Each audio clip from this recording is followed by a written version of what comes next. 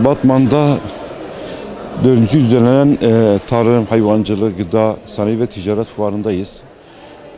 Biz Esnaf Sanatkarlar Odası olarak ilk katılımımızdır. Şehirlerin bu tür fuarlara ihtiyacı vardır, güzeldir.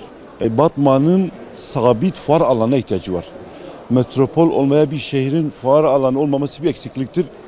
Bunu burada sizin aracılığıyla yetkili mercilerimize duyuruyorum. Ayrıca ben birebir de inşallah dile getiririz. Şehirler için fuarlar çok önemlidir. Tanıtımı için, getirisi için, esnaflara katkısı için. Esnaf Sanatkarlar Odası olarak önemsiyoruz fuarları. Fuarlar çok önemlidir. Esnaflarımızı daha çok ileriki senede daha çok rağbet etmeye teşvik edeceğiz inşallah. Fuar 4 gün sürecek. Bugün açıldı. 4 gün sürecek. Şehre katkısı esnafların tanınmasına vesile oluyor. Fuarlar şehir dışından, başka şehirlerden ziyaretçiler geliyor. Yani markalaşma, üreticiler bu konuda tanınacaklar. Şehre katkısı, yerlerdeki şehre katkısı da birebir vatandaşlarımız alışveriş de yapabiliyorlar. Kampanyalar düzenleniyor. Bu konuda her halükarda şehre katkısı var. Esnaflar düzeyinde de katkısı var, halk düzeyinde de katkısı vardır. Şu anda çalışmalarımız son noktaya gelmiştir. Katılım da iyidir. Sanıyorum 50'ye yakın firma katılımı söz konusu.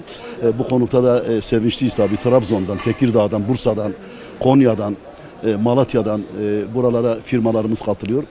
Tabii çevre illerden de Van'dan gelen var, Mardin'den gelen var, Diyarbakır'dan gelen var, Batman'da büyük çoğunluk var.